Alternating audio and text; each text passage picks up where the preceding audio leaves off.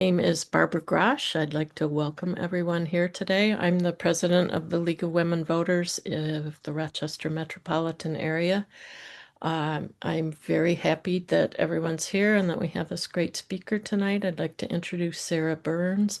Sarah she just made full professor at RIT, professor of political science.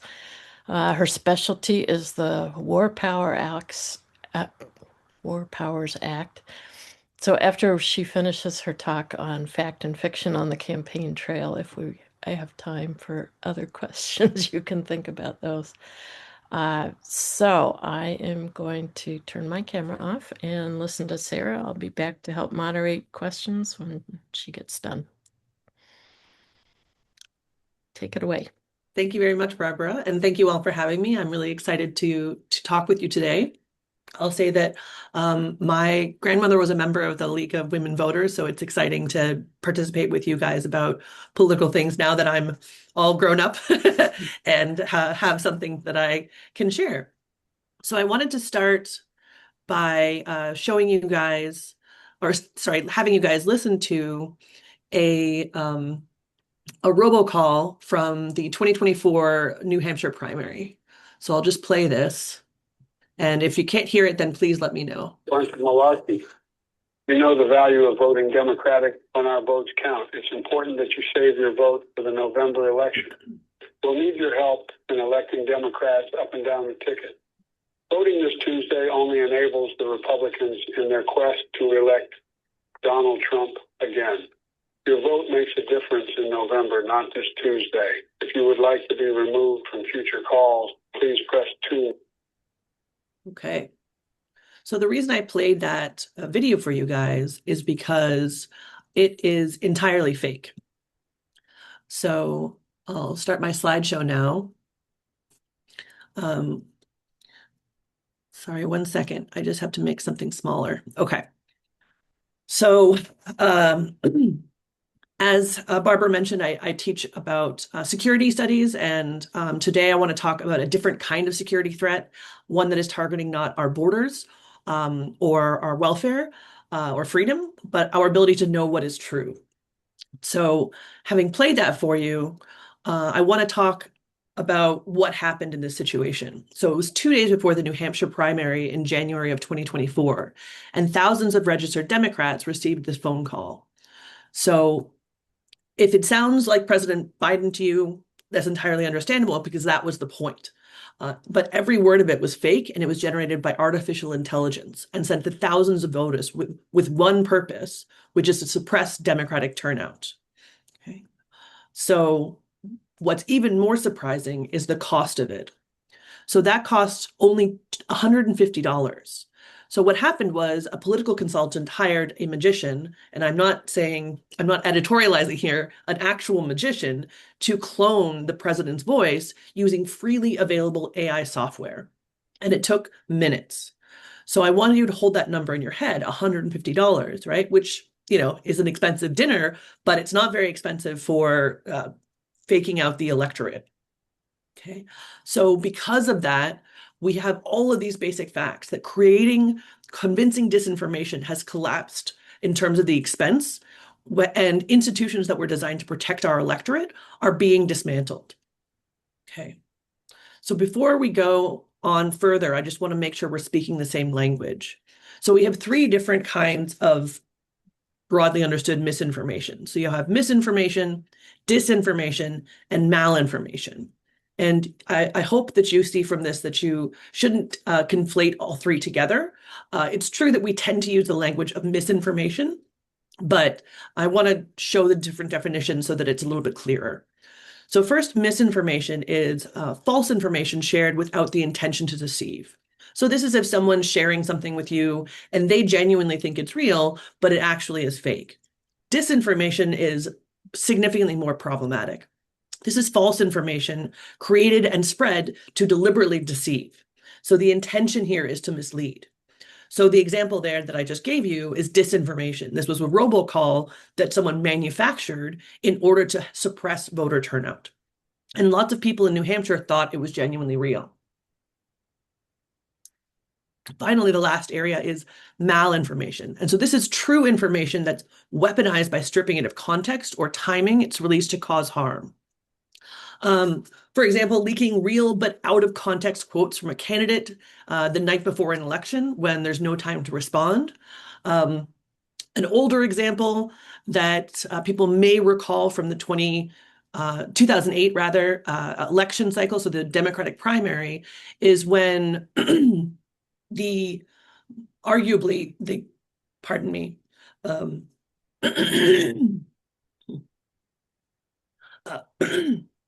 sorry, I don't know how to mute myself. One second. So sorry, I was sick last week and evidently my voice hasn't recovered perfectly. So finally, malinformation in the 2008 Democratic primary, the opposition research people for arguably the Clinton campaign, but they obviously didn't take credit for it, released a picture of Obama wearing African garb. And they did this in order to continue the narrative in people's mind that he was foreign in some kind of way or born somewhere else. And they didn't obviously want to like take credit for that, but they wanted that malinformation in the ether. And so this is a very clear example or a clean example of, yes, he was in Africa. Yes, he was wearing African garb. There's nothing wrong with that, but it was weaponized. So that's the kind of information that's really, really hard to counteract. And that's why it's really important to try and ensure that we have good information. Okay. Okay. So those are the three categories. I will occasionally sort of slip into calling everything misinformation, and I apologize for that. It's just, it tends to be when you're talking colloquially, you use that one word, and it's not very good rhetorical skills if you're saying misinformation, disinformation, malinformation. It just sounds very clunky. Okay. So I'll talk about these briefly. There was an example from Slovakia. There was an AI-generated audio that surfaced on Facebook of Liberal candidate Mikhail Šimenka discussing plans to rig the election. And this was released during the legally mandated 48-hour campaign silent period. So in Slovakia, as well as a few other countries, they say that within 48 hours of an election, you can't talk about the election. So it's a very muzzling thing that they do to their media. And it would be very difficult to implement something like that in the United States because of our strong dedication to free speech laws. But in other countries, it's a little bit easier. But because journalists could not legally rebut it before voters went to the poll, then Šimenka's party lost the election. And this is arguably an example of an election being changed because of an AI-generated audio piece. Okay, the other one was the Texas example. So the Senate candidate James Talarico was allegedly speaking into the camera, but it actually wasn't him. And the way they got away with it is by saying that it was AI generated. It was very, very small and in the corner. Okay, so this was in March of 2026. So right here in the US. Okay, and again, the only reason they can get away with it is because you have this tiny little disclaimer, and so it's arguably legal. And that gets me into our institutional failures. Okay, so most talks about misinformation, disinformation, malinformation at this point would pivot to how scary AI is, but I want to do something different because the technology is an accelerant, and that's true, and that's problematic, but the fire was already burning. The real story, in my opinion, is the institutional failures. Okay. So after 2016, after we had clear evidence from all of our federal government that there was a real security problem, they created something called the Cybersecurity and Infrastructure Security Agency. They work directly with county clerks, secretaries of state around the nation, IT departments in small towns that had never thought about cybersecurity, and they built a trust between themselves, the federal government, and the security apparatus, and the local government that actually administer the elections. That infrastructure is now being dismantled. So personnel have been removed. In some cases, they've been replaced by people who publicly question the legitimacy of the 2020 election. Local officials who relied on federal support now face foreign threats from places like Russia, China, Iran, and their proxies, as well as domestic disinformation with few resources. And voters can feel this. Confidence that the elections will run fairly has dropped 10 points in the last 18 months. But there's different worries depending on where you are on the political spectrum.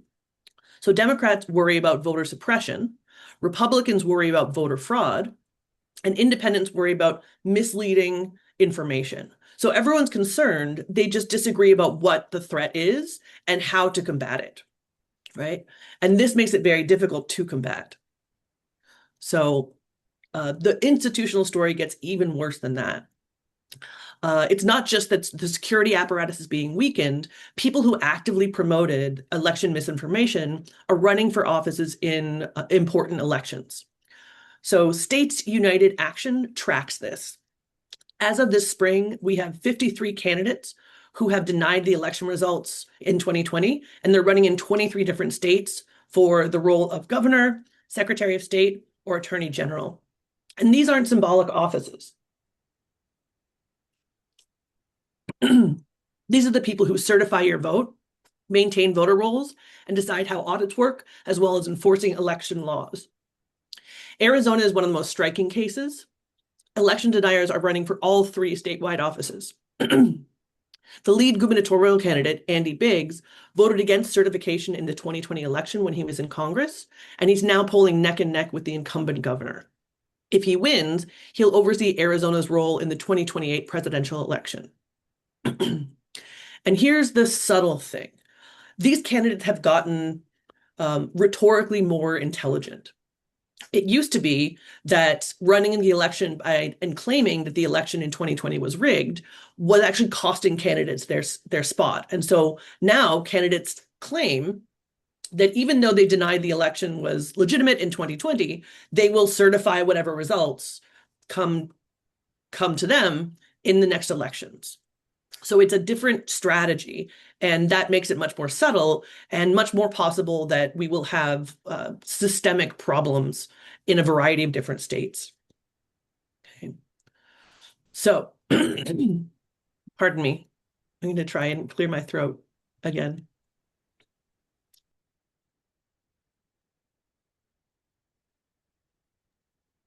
Sorry, I was sick last week, and so now it's unfortunately interrupting my talk this week.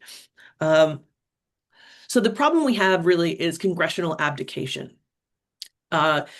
This should sound familiar to anyone who has read any of my work, and I obviously would encourage you to read my work.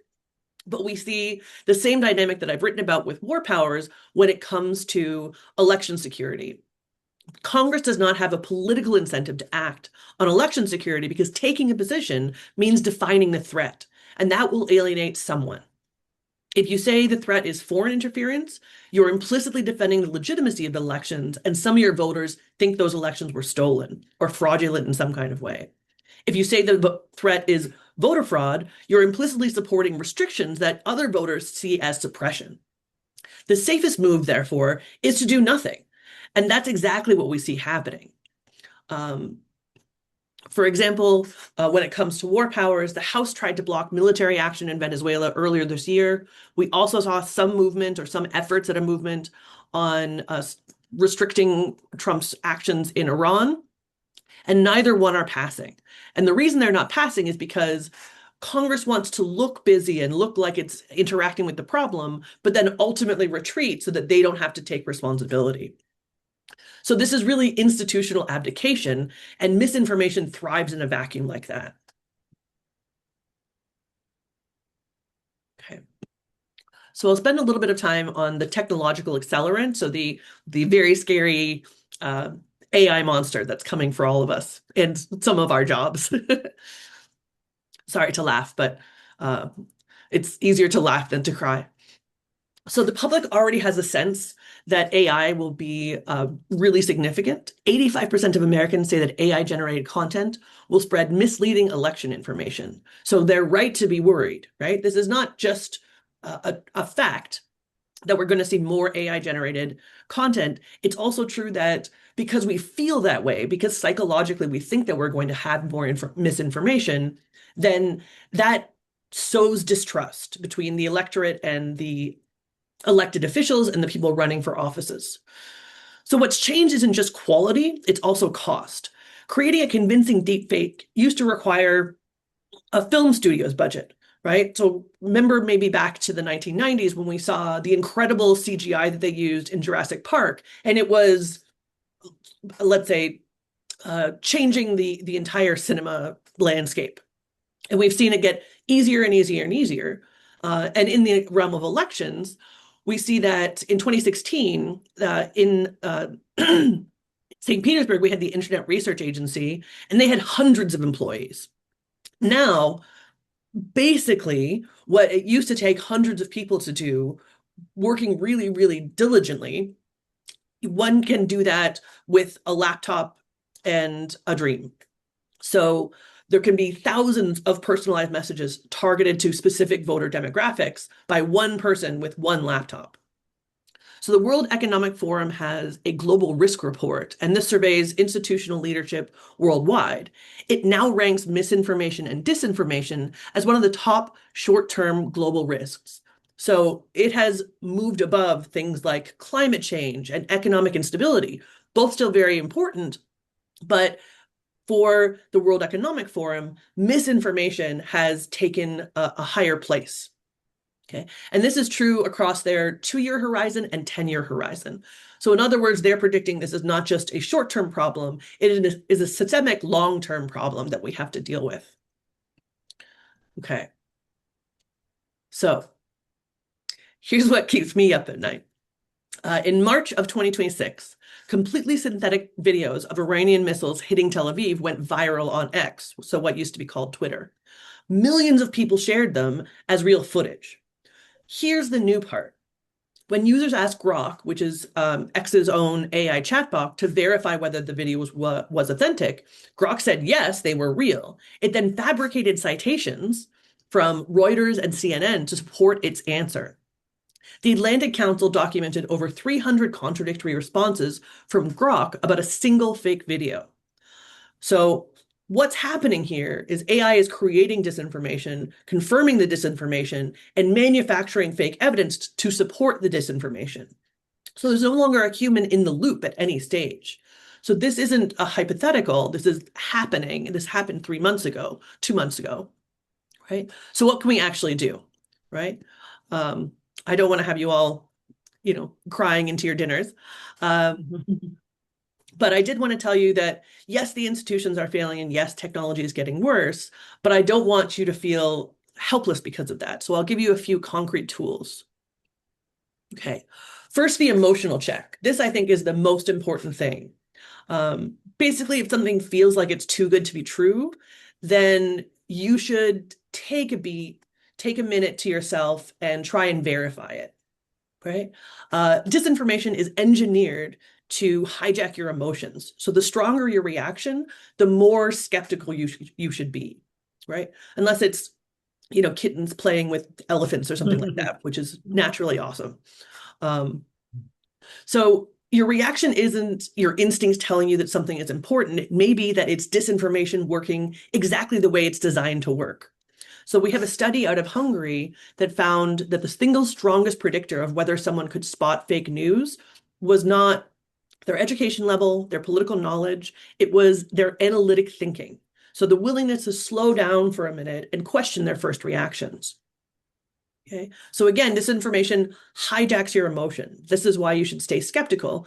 And it doesn't require a huge amount of research. So I'll talk to you guys about the SIFT method next. Okay. So first, stop, right? This is the emotional check. Don't share first, don't react. Just try and check your emotional state. Second, investigate the source. And this is the key insight that we see from professional fact checkers. Experts don't dig deeper into a suspicious source. They immediately leave that site or that source and investigate the other clues, right? So they just open another tab and Google a source. And this takes, again, 30 seconds. So it's not a huge time investment, which I understand part of the point of a representative democracy is that we don't spend all of our time being professional fact checkers. F, find better coverage. So if you're seeing a shocking claim, then search for it in other sites. So if you look at legitimate old media, you could look at, I'm not trying to be political here at all, but New York Times, the AP, Reuters, BBC, Wall Street Journal, Washington Post, all of these should have some kind of reporting on whatever shocking thing that you've seen. And if they don't, then that should be a signal in your mind that it's probably fake. Okay.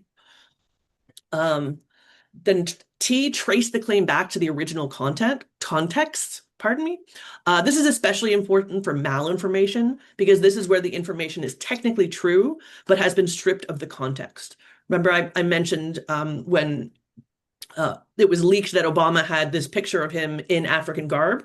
And so there's absolutely nothing wrong with him being in African garb, but it was a signal to people, a dog whistle to people that he was foreign in some kind of way.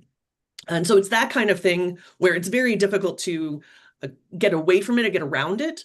But that's the kind of thing that as a vigilant voter, that's the kind of thing that you would want to look into. And as I will increasingly stress, this is not something that's going to take 3 hours of your day. It would take something like 30 seconds, a minute, maybe a couple of minutes if it's malinformation. So it can be done without being an investigative journalist or something of that nature. Okay. So then the other thing, I think I'll mention this briefly. I don't want to take too much time on pre-bunking because this is a newer phenomenon or a newer thing that people are investigating. And so while I trust the research that I've seen, it is something that we're just starting to develop research around. And so I think that this is going to be something that, as I share it with you, I also want you to know that this is a changing dynamic. There's not a ton of research on pre-bunking, but the research that has been done is very hopeful. And so pre-bunking is the idea that you basically inoculate or vaccinate people against misinformation before they get it or before they get to the actual misinformation. So it works exactly the way or similar to the way like a flu shot would work, which means that it doesn't mean that you're going to totally believe it doesn't mean that you're going to avoid ever getting misinformation or avoid believing misinformation, but it does mean that you're more protected against it. So they noticed that, so in a UK study, they had a 19-second video shown on Instagram, and it measurably improved people's ability to tell manipulative content from legitimate content. Again, I want to be honest here, pre-bunking is promising and it works, but it is a workaround for the institutional failure. So in the United States, if Congress were doing its job on election security, and if the Cybersecurity and Infrastructure Security Agency hadn't been gutted, then platforms would be held accountable. And we wouldn't need to proverbially vaccinate individuals against lies, one Instagram user at a time. So we need a solution, and that tells you how deep the problem runs. Okay. So sorry, guys. So the checklist, I'll put it this way. So first, pause before you share. If you have a strong emotion, then there's a reason for caution rather than urgency. Check who's telling you. Okay, so Google the source and make sure that you look at what else that source has. So you don't want to Google the claim because it could be that there's misinformation elsewhere on the internet. You want to Google the source to ensure that the source itself is legitimate. Yeah. Then look for the story elsewhere. Journalists tend to say if they have 2 sources for something, then they can run with it. I would say that it's best to have 3 sources for a voter to make sure that you're not being misinformed or you're not dealing with a deep fake or some AI generated misinformation or disinformation, pardon me. So find the original, right? So this is for mostly malinformation, because if you have quotes or clips and the data is out of context, then this is a way to misinform people, right? It's called specifically malinformation. Then look for content authentication. So legitimate media increasingly carries what's called a digital provenance marker. Okay. And so when in doubt, don't share. So it's very powerful to try and break that chain. Okay. And I will include um, a link to the C2PA in the chat so everyone can see it. So I want to close where I started with a question. If voters can't reliably tell what's real and the institutional design that's there to protect the integrity of elections is being dismantled, then what does self-governance actually mean? So this goes back to James Madison, who's arguably the father of the Constitution, the one who thought the most deeply about constitutional design. And he designed a system where ambition is made to counteract ambition. This is from Federalist 51. The branches of government are supposed to be locked in a productive struggle for power.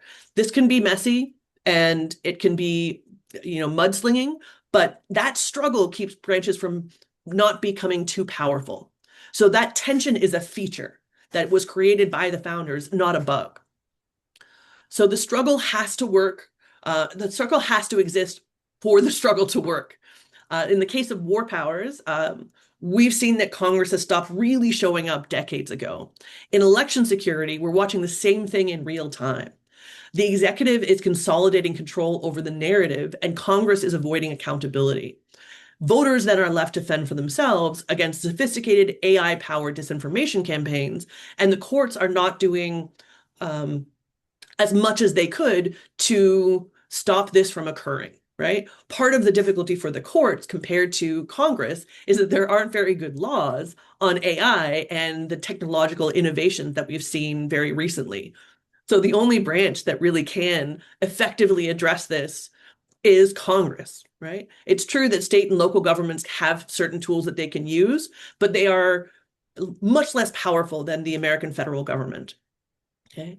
So the tools that I've suggested to you guys today is the emotional check, SIFT, pre-bunking. They do work and they are good, but they should not be a substitute for a functioning democratic institutional structure. The real task isn't teaching every single citizen to be a fact checker. The real task is demanding that our institutional actors do their job.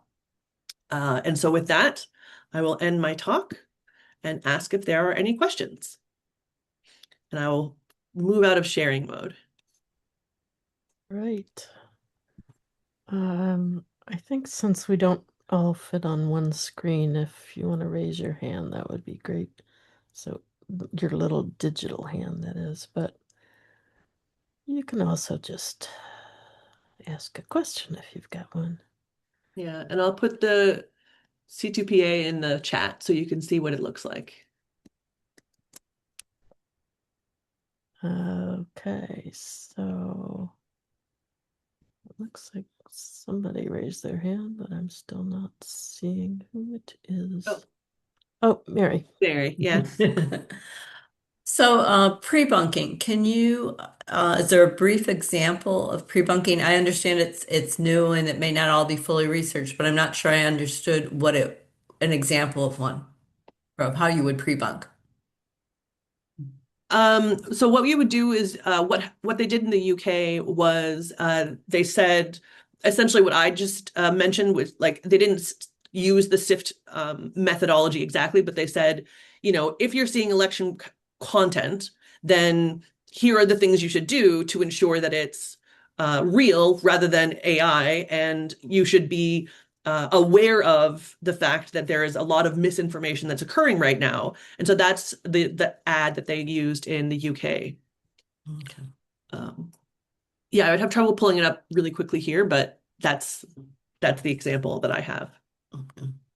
So I had an experience recently. I was on Instagram late at night and I saw stories about the fact that there was a sinkhole on the uh, tarmac at LaGuardia. And I was just appalled at that, and I said to my husband, who watches a lot more news than I did, there was a sinkhole in LaGuardia? And he looked surprised and said, I don't know what you're talking about. And so I started following these steps, and I Googled it to see, you know, who else was reporting it. And there were some reports, like CBS was reporting it, but the New York Times wasn't reporting it. The New York Daily News wasn't reporting it. There were like no local New York sources. So I just thought, oh, it can't be true. There's no way those sources wouldn't report it if it were true. But it was true. And in another like 36 hours, they finally reported it. So I was left kind of puzzled as to how easy it is to figure out, even when you're being careful and trying your best. Um, yeah, and this is why the emotional check is a good first step. So instead of saying like, "Oh my God, there's a sinkhole," tell everybody. Right. You sort of pause and say, "Okay, if this is true, then it's still going to be true tomorrow." And so I don't have to be the first one passing on this information to other people in my social network. I can be the one who, let's say, receives it from other people in my social network or finds out not necessarily the first amongst the people. And similarly, part of the reason why, as it's called, legacy media tends to be slower than social media and Twitter, which I guess is called social media, but I tend to put it in a different category. Anyway, point is that part of the reason why we have legacy journalism taking longer to report things is because they have journalistic integrity that requires them to go through a variety of steps before they share a piece of information. We don't have those kinds of checks on social media, which is why it's a significantly more dangerous medium. At the same time, part of why it's so, I guess I'll use the term ubiquitous. Part of the reason why we turn to social media is that their algorithm is so effectively like hitting certain buttons in our brain that we just keep going back to it. And so, having joked earlier about like pictures or videos of like animal friends, half of my Instagram is just animal friends because like That's it all it knows is. that I want to watch like a dog play with I'm trying to remember, a bear or something like that. All these kinds of things. And so because it knows that that will keep my attention, then it tries to draw me in or tries to keep me drawn in. And so, having said all these different things about like checking yourself and making sure that your emotional reaction isn't too high, it's very difficult to do. And again, it's very counterintuitive. So it's something that we have to like self-police in a way that, during your relaxing time, if you're just, as you say, like scrolling through Instagram or looking at different things on X, that may not be how you want to spend your time. And so that's what the algorithm kind of relies on, is the fact that you like very instantly have these buttons hit in your mind. Obviously, I'm being figurative. And you just instantly want to pass that information on. So my other recent experience with all this is the onslaught of Iranian propaganda using Legos, Oh, which sure. they are so good. Like I would I haven't actually saved any to go back and rewatch, but I think they're so funny. I feel like replaying them, and at least it's clear that they're propaganda and that they're coming from Iran, so it's not deceptive in that sense, but it sure is effective, I will say. Yeah. So anyone who hasn't seen these, I might be able to pull one up quickly because my friends and I all share them. Um, One of my good friends studies propaganda, like that's um his main research group. Um, and so I'll apologize if this ends up just playing on my computer and you guys can't see it, but it's or if I can't find it quickly, which seems to be possibly happening. Um, So anyone who's not familiar with it, what Barbara was mentioning was Iranians are creating propaganda that very specifically target the, ooh, let's call it flaws that are known about Secretary of War, Secretary of Defense Pete Hegseth, and President Donald Trump. And so one of them, for example, that I'm trying to find but failing to, is an example of they have Pete Hegseth is a very has. I'll try and be politic here. In his past, Pete Hegseth has had problems associated with overindulging in alcohol. And so these little Lego movies have a little song, like it's a very catchy song. And it's very clearly Secretary of War Pete Hegseth over imbibing and then doing all sorts of silly things. And the effort there is obviously to try and publicly embarrass Pete Hegseth and kind of discredit him as someone who's a legitimate actor, I guess is the way I'd put it. Okay, I think I found one.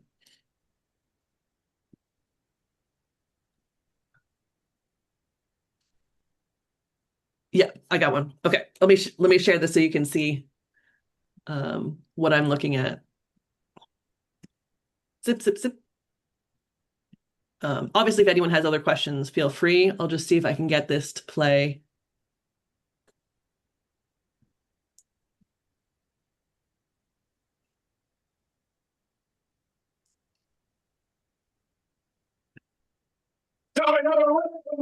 So what do we do with the drunken Hegseth? She rises what? She rises what? She rises to the end of the war. And on the fox before the showtime, he was drinking before the showtime. He was drinking on the fox before the showtime. To the end of the war. Married on the strip club in his uniform. Married on the strip club in his uniform. Married on the strip club in his uniform. We don't have to watch the whole thing, but this is I'll put it in the chat so people can watch it. Or this is, as Barbara was mentioning, this is just Iranian propaganda, and so they're just presenting this in an effort to try and embarrass. In this instance, it's Pete Hegseth, but there are other ones, and there's no need for me to continue spreading Iranian propaganda. It's just as an example, I think it's very helpful to see how sophisticated these things are. And while I don't know the specifics about how expensive it was for Iranians to create this, I do know that it is not very expensive to create that kind of a video at this stage. And as Barbara mentioned, that like the songs are pretty catchy, and this is not something that, again, is very hard to create. You can just plug into AI and say, I want like a sea shanty kind of tune, and then say what you want the tune to say, and AI can create it in maybe not minutes, but it does not take very long. Okay, we have a question in the chat from Rebecca Fuss. Yeah. Are college students finding it difficult to develop these self-policing skills? Along with all other self-policing skills. Yeah, yes. What don't college students have trouble policing? Yeah, I will. One of the things that is, let's say, good and bad about being a digital native is that they've grown up with maybe not iPhones from the time that they were 5, but or any other brand. I don't mean to specifically say that that's a good one, but they have been existing in a world with the internet, existing in a world with social media for as long as their parents have let them. And so as a consequence, they can be both more susceptible as well as being more sophisticated. It's very bifurcated, meaning that I have plenty of college students who are very sophisticated AI users, to the point where I've had to change my AI policy to accept the fact that they are going to use AI. And so I have to allow them. So I have 3 different tiers, and one tier is like, this is what you can use AI for that's acceptable. This is a problematic area, but it's a learning moment. And then this area, the third tier is absolutely no go, and you will be penalized in some sort of meaningful way. Increasingly, though, because AI is so sophisticated, I'm having trouble myself figuring out whether or not they're using AI. And so I have to expect them to tell me that they're using AI. And I like have a lot of trouble trying to encourage them to use stuff like legacy media outlets rather than all the different kinds of media that they can use in order to gather their news. And so I would say the self-policing is the self-policing I find less problematic than training them to understand that when they go on things like Twitch, which I don't really know what it is, but I think it has to do with gaming. And maybe that's not even the right word, but some of them like get their news from a gaming website, and I'm like, oh my God, like I need like 45 minutes of your time and a grade depending on this to teach you to use, again, legacy media. It doesn't matter what your political stance is. It can be all sorts of different media. And so even if you don't agree with the New York Times or let's say Fox News, both have legitimate journalistic integrity that requires them to do certain things in order to ensure that they have facts that can be verified effectively. So the self-policing is less concerning than the fact that they don't get their news from legitimate sources. I saw another question. Do you know if such skills are being taught in K through 12? I do know that a lot of teachers are trying their best, I guess is the way that I would put it. But I think perhaps not. Sorry, I'm trying to be careful here. One of the difficulties with a constantly iterating technology like AI and a constantly iterating technology that allows for things like deep fakes and misinformation, disinformation, etc., is that whatever skills you happen to have, let's say today in late May not be the skills that you need 6 months from now. As a consequence of that, teachers who have been trained very effectively, and for the most part, teachers tend to be public-facing individuals who care very deeply about their students. However, because they're spending their whole day teaching to the test or just trying to get the content into their students, then it's a little bit hard to stay up on the technology. And I wouldn't even claim that I myself am perfectly to date with the technology, because again, it iterates so quickly. And so I rely on some of my friends who are more in the cybersecurity area to like alert me as to when I should be changing my understanding.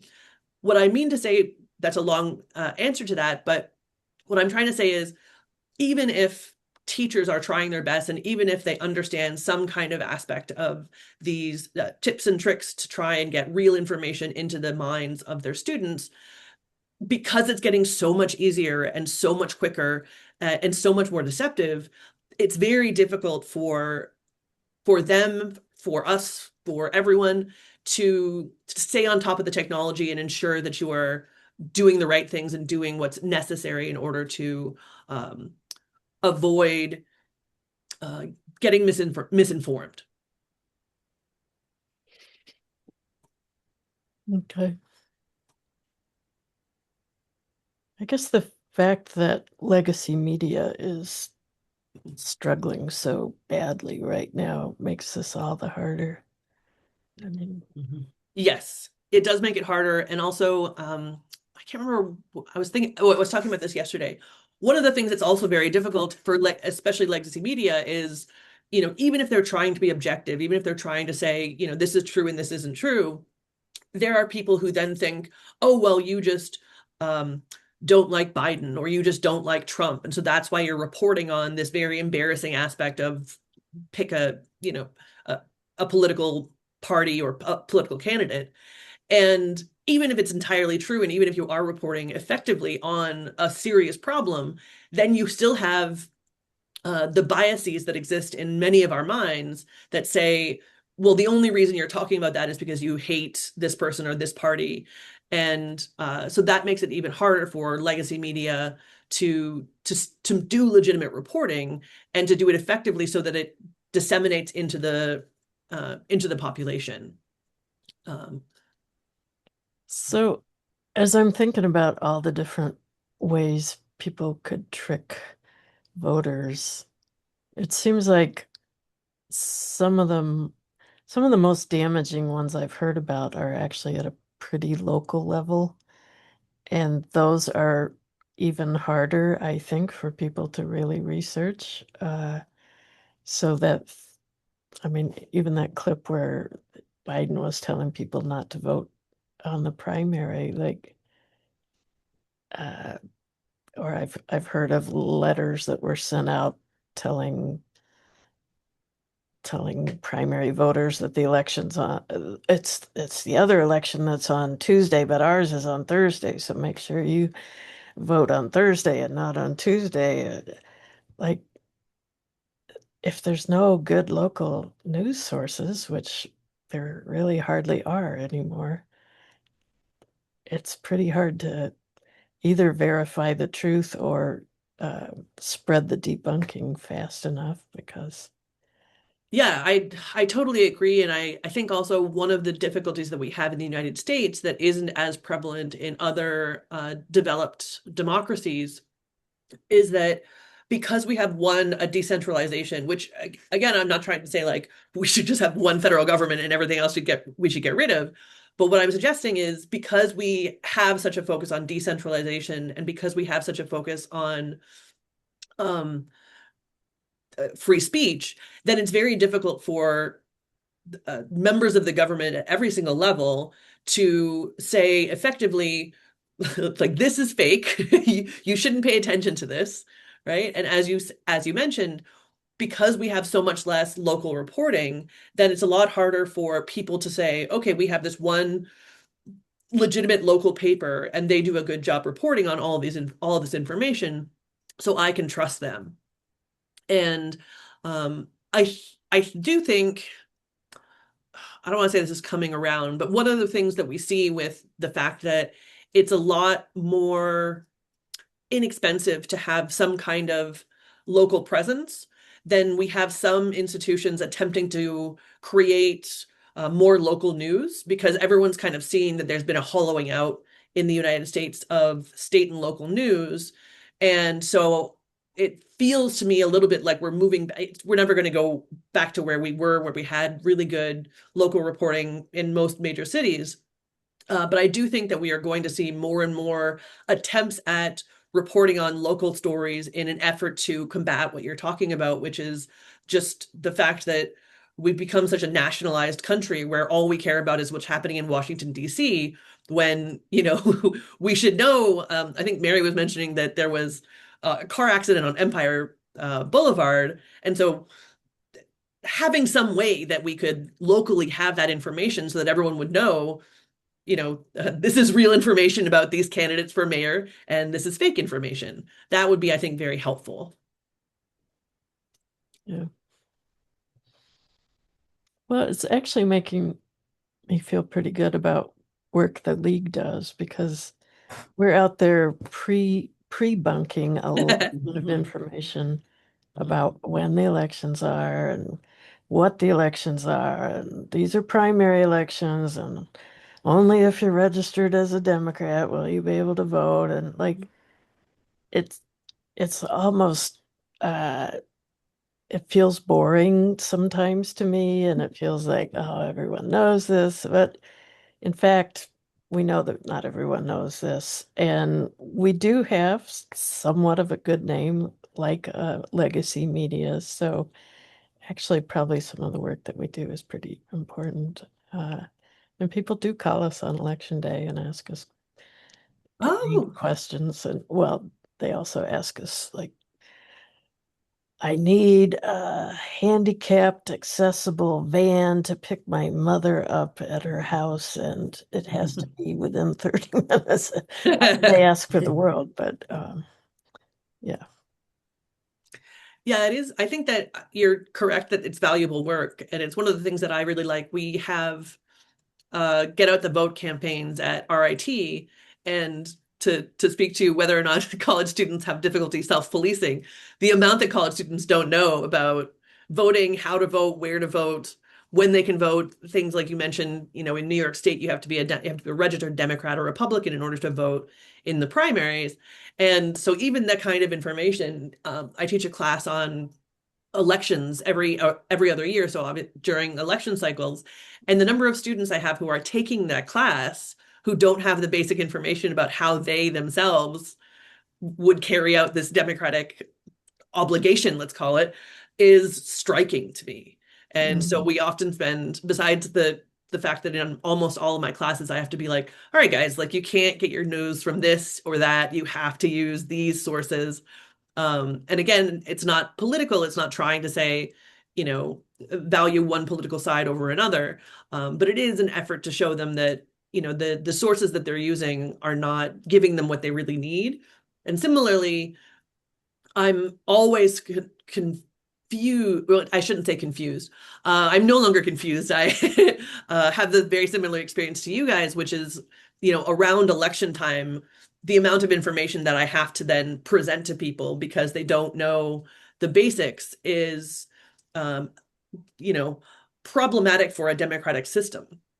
So one of the things I like to teach about is the fact that in Australia, they have mandatory voting. And so in Australia, they have, don't quote me on the exact number, but it's like 95% participation. It might be 97. And they make it as painless as possible. So if you can't get to a voting location, then you have to prove a legitimate reason why you can't get there, but they will come to your home and allow you to vote. The other thing they do in Australia is that everyone gets the day off for voting. And so they treat it like a big party, and which sounds amazing to me. Like as a person who studies democratic norms, you know, get the barbecue out, you know, have a good time, go and vote, have, some drinks with friends, whatever it happens to be.